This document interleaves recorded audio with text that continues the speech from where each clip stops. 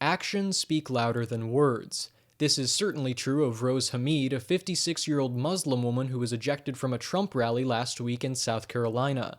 Why? Well, she was protesting, peacefully and silently, outfitted in a white hijab and a yellow badge, criticizing the GOP frontrunner's proposal to create a Muslim registry. The activist's t-shirt pleaded, "Salam, I come in peace." Message received? For the specifics and what was running through her head, Rose Hamid joins me via phone from Charlotte, North Carolina. So Rose, in the first place, why did you attend Trump's rally, and what was your end goal? What inspired your actions? Well, I was inspired by a group of friends who have been attending several rallies. They attended the rally in Raleigh, and they also attended one in Aiken, South Carolina. They are a group of folks who are very active socially. One of my friends is involved with, she works for Amnesty International. So she had sent out a call saying that she was going to be going to the rally, and I wanted to join her. The plan was to silently protest against hate speech in general and Islamophobia in particular. Flash forward to you being escorted out. Obviously, you're just standing up, not being disruptive. So, specifically, why were you removed from the rally? We expected to be ejected from the rally. Actually, there was a video of my friend Edith Garwood. She had attended the Aiken rally, and they had also stood and silently protested, and they were ejected also. So it was not a surprise that we were going to be ejected. We figured that once they noticed the yellow stars, which was something that they used, I think, in Raleigh as well as Aiken, that the supporters would know that we were protesting. We didn't put the stars on until he started talking about the Syrian refugees all being ISIS supporters. And while you're walking out, Rose, what are some of Trump's supporters saying? What comments specifically did they make? The first man, if you're watching the video of me going up, there's a man in a white, he's got gray hair and he's wearing a white t-shirt. He's standing and he's coming towards me, and he's saying, he's asking me if I have a bomb. And I was just so puzzled by that reaction. I wasn't scared. I was just puzzled, and I said, "No. Do you have a bomb?" And then I had a notion to try to actually make contact with the people who were talking to me or saying things to me in an effort to have them see me as a person instead of just this entity that they're spewing things against. One man said, "God is great," which is an English translation of the term Allahu Akbar.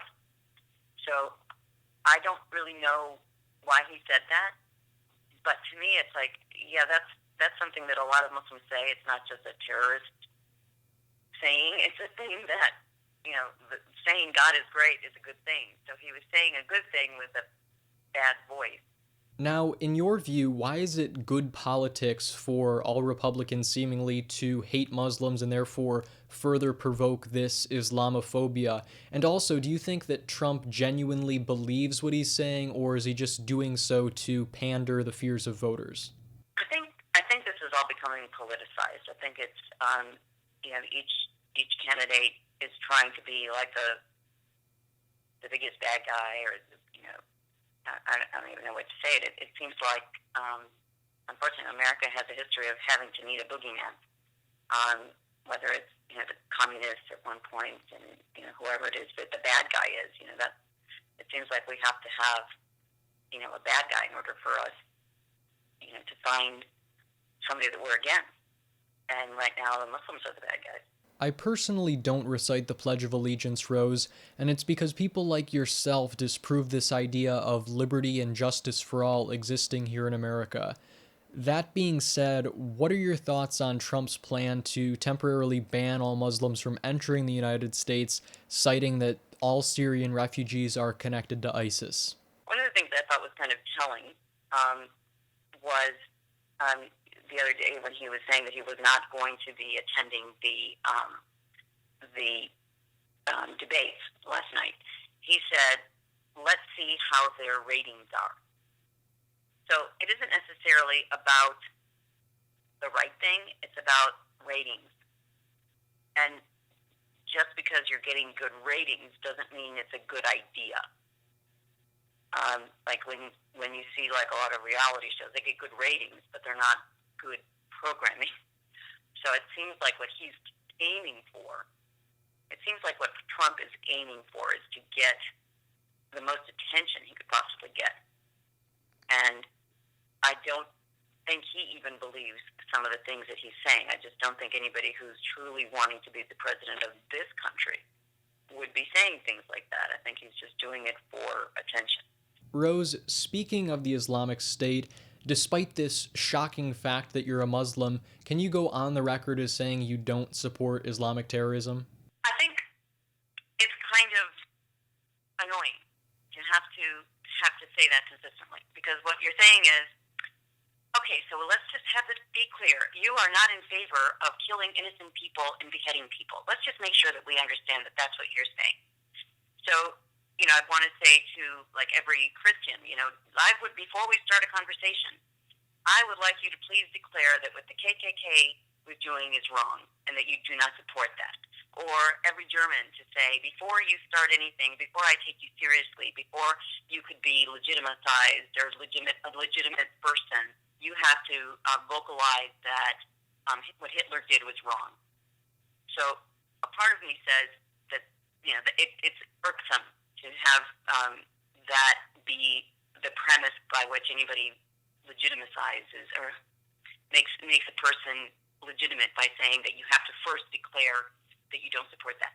There has been a group of all Muslim clerics in the world, from what I understand, have written an open letter to ISIS telling them that what they're doing does not represent Islam. They are to Islam what the KKK is to Christianity. They do not represent Islamic ideals.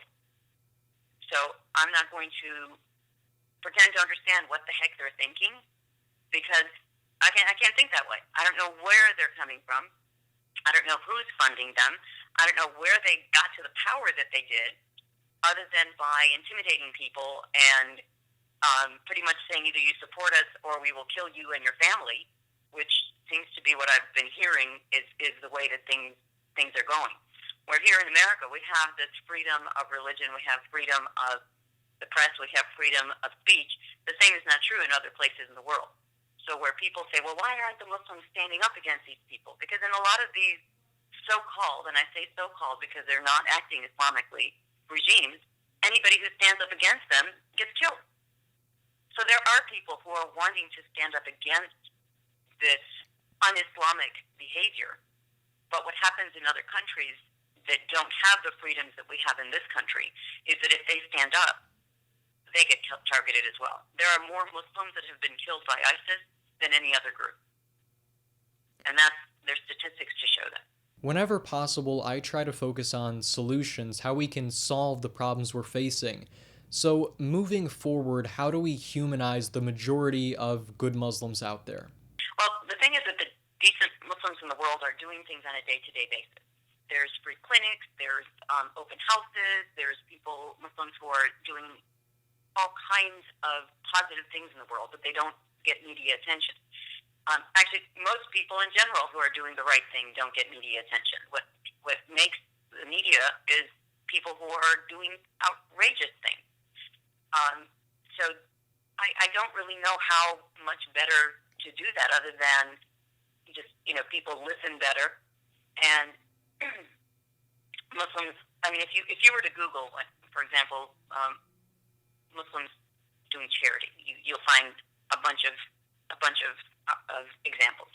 Or if you Google Muslims against terrorism, you'll find millions of examples of that.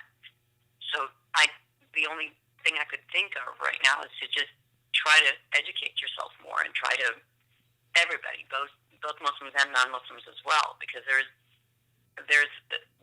quite honestly some Muslims who are not following the path that is what is ordained by our prophet, by our books, by our legacy.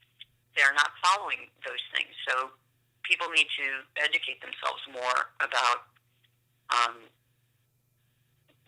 what's really going on out there in the world and recognize that it's not all as it seems. And finally, Rose, the biggest question of all, If you could say anything to Donald Trump, what exactly would that be? Or would you say nothing at all? I'd like him to recognize that a lot of the information that he's getting about Muslims is false. There is a network in America that is well-funded, small group of folks who are funding this Islamophobic network that spews misinformation about Islam and Muslims, sends out ridiculous statistics that have been proven wrong over and over again, yet these folks are continuously the ones who people go to for information. So I would say examine the information that you're getting. It is it's wrong, it's false information, and if you truly want to be the president of this country, it needs to be you need to apply the rules of this country for all people, not just a select group of folks who agree with everything you say. Well said, Rose Hamid, a modern-day Rosa Parks, extinguishing hate and discrimination with love and unification. Rose, thank you again so very much for joining me, and thank you so much for your activism. And thank you for what you're doing. I applaud you and all of your efforts. I'm sure that we'll see you on bigger stages in the future.